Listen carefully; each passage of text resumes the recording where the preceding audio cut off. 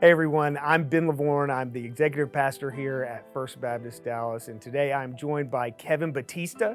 He is our minister to single adults. He is instrumental in our day one worship service, and he also serves as our missions pastor, directly overseeing all of our missions ministry. And today we're going to talk about Mission 1-8 and what we're doing in missions as part of that ministry strategy. So, Kevin, thanks for being here. Thanks I for know having you me. have some questions about our mission strategy. As I'm looking at Win Now, Mission 1-8, Win Now, we've always been aggressive in the past, but with this one, we're really going way aggressive.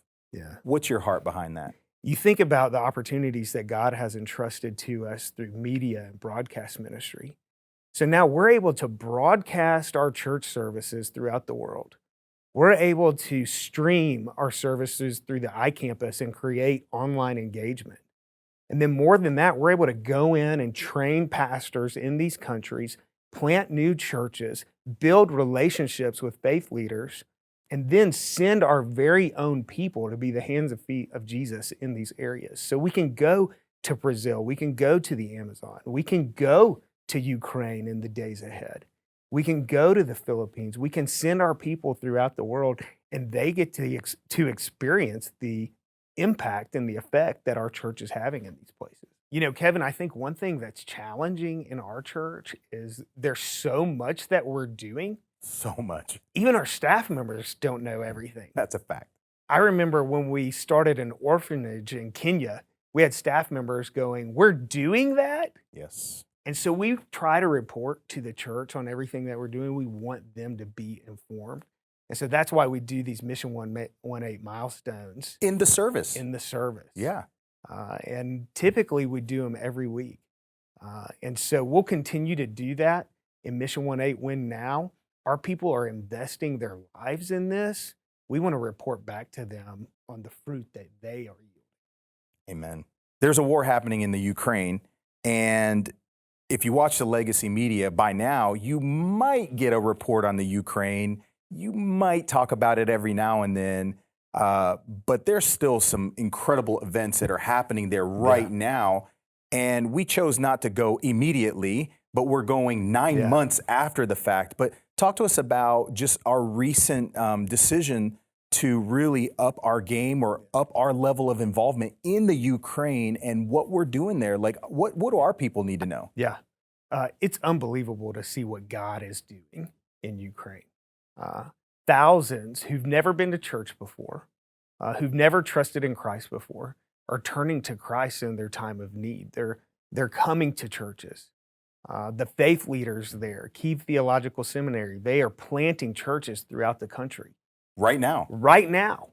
And we have partnered with pastors on the ground. We have provided food and shelter. We have provided protective equipment. We have repaired dozens of homes that were destroyed in the war. We have hosted or sponsored camps for children. We've sponsored ministries to refugees with special needs. And we've helped to plant new churches there in the country. And so we're meeting these physical needs. But every time we do, I'm telling these leaders in Ukraine, we want to do this now because we want to come back later. Right. We want to meet these physical needs now so we can meet their spiritual needs later. Yes. And think about the opportunity to help rebuild the church in Ukraine. You know, the Apostle Paul said he was called to encourage and to strengthen the churches. He went around encouraging and strengthening the churches. And we have the chance to do that in Ukraine. We can encourage and strengthen the church and help them to build and grow and expand beyond what they were even before the war. We've got one ministry partner there, works with military chaplains, and he goes personally to the very front lines, to the battle zones between the Russian forces and the Ukrainian forces, and he evacuates refugees from between those fighting forces. But then he gives them gospel tracts. And so we've partnered with him to print gospel tracts in the Ukrainian language that tell them how to find their way back to their true home. Wow. Their homes are being destroyed, but their true home is in heaven. And so he's able to share that good news. And we're a part of that. That's incredible. The future is bright. The future is bright. I think, Ben, with our focus, we've always had a great focus on missions. But I'll give you an example. I don't know if this will ever even make the video, but in the past, like for our trips to Guatemala and to Kenya, we allocated a certain dollar amount towards those trips. With Win Now, we've literally doubled that amount.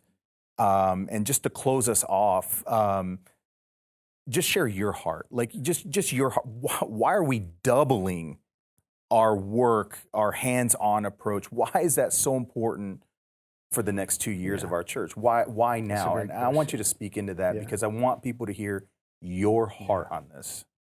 Look, Christ has left us on this earth to do one thing, to win now, to win as many people as possible to Him as quickly as possible. This is what we're called to do. This is why we exist. It is the purpose of our life.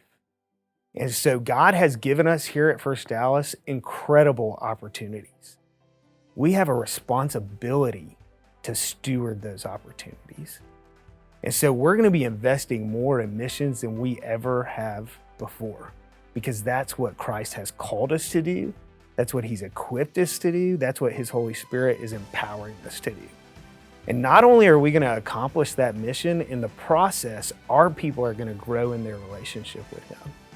As we've talked about the plans for Mission 18 Win Now, I've had so many of our church members come up to me in tears saying, I am so glad we're doing this. I am so excited that we're doing this, because they know this is God's purpose for their life and they get to be a part of accomplishing the Great Commission.